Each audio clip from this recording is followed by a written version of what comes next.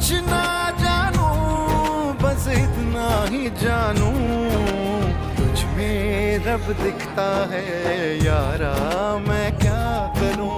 तुझ में रब दिखता है यारा, मैं क्या करूं। सजदे सर झुकता है यारा, मैं क्या करूं। तुझ में रब दिखता है यारा, मैं क्या करूं।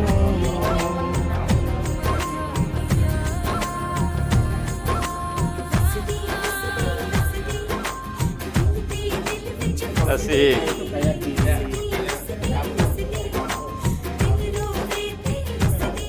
रब ने बना दी जोड़ी।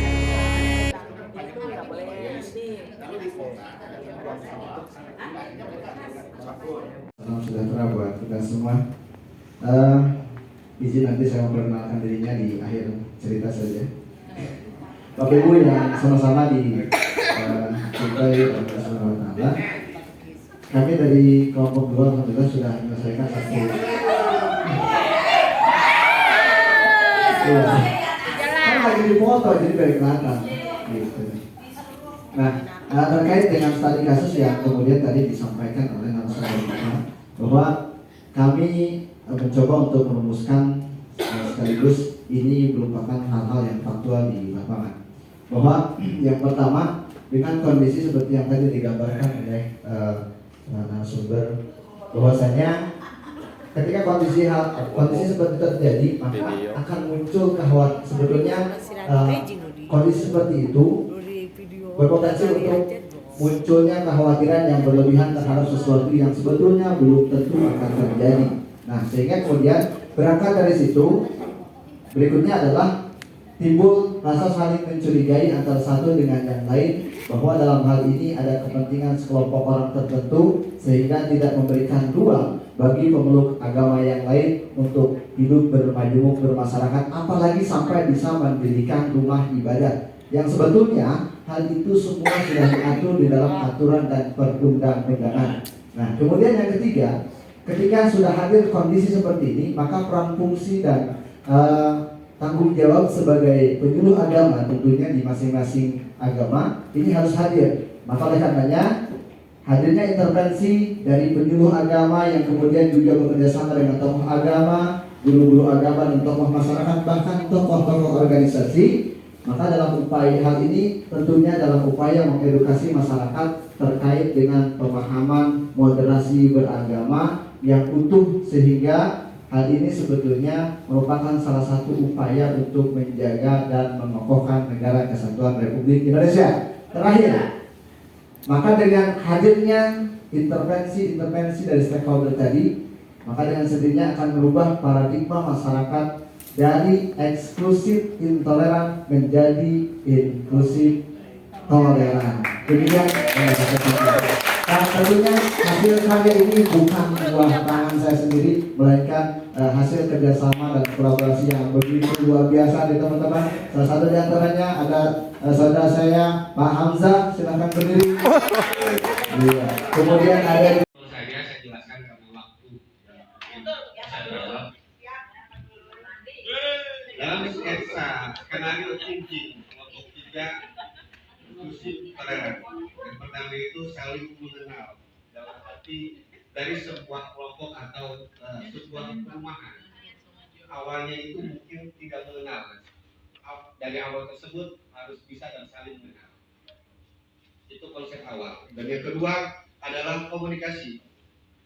Bisa berbentuk komunikasi, ketentuan dari bentuk komunikasi itu adalah dari lingkup tersebutlah ada yang namanya gotong royong dan saling berbaur sesama umat manusia, bukan berarti untuk perihal dari segi agama atau ras, tapi sebetulnya dari segi kemanusiaan.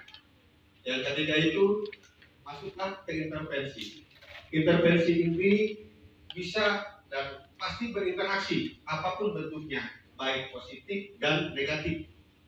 Kita ambil ke negatif, ya. Dari awal negatif yaitu ada yang namanya lingkupnya itu dari provokasi. Apa sih provokasinya itu? Banyak. yaitu awal pertamanya itu bisa jadi tentang pandangan dari segi politik. Itu yang pertama. Yang keduanya, ketersinggungan dan tidak musyawarah. Yang keempat, ketakutan yang berlebihan. Dan yang kelima, salah persepsi. Itu dari bentuk negatif. Dan bentuk positif yang ke depan. Dan secara relevan untuk skenario ini dari inklusif toleran adalah asas Pancasila dan undang-undang karena kita negara kesatuan, bukan negara dalam arti yang tupoksinya hanya satu, tapi kita itu republik dan pemersatu. Yang keduanya itu toleransi pasti tinggi karena apa? Sistem berbaur kita itu memahami dari segi kemanusiaan. Yang ketiganya ada rasa kekeluargaan, baik satu dan yang lainnya. Nah, sikap kekeluargaan itu bentuk yang sangat relevan dan bisa maju dan maju ke depan. Oke, penjelasannya mungkin simpel seperti ini. Mohon maaf, saya selaku perwakilan dari kelompok 3 atas nama Majusti dan ada kawan-kawan di sini,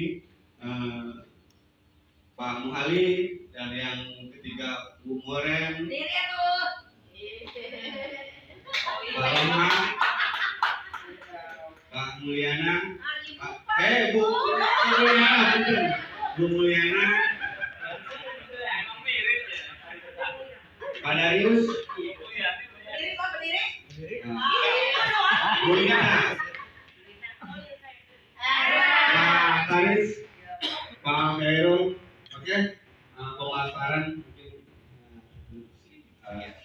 sekian. Terima kasih. Assalamualaikum warahmatullahi wabarakatuh.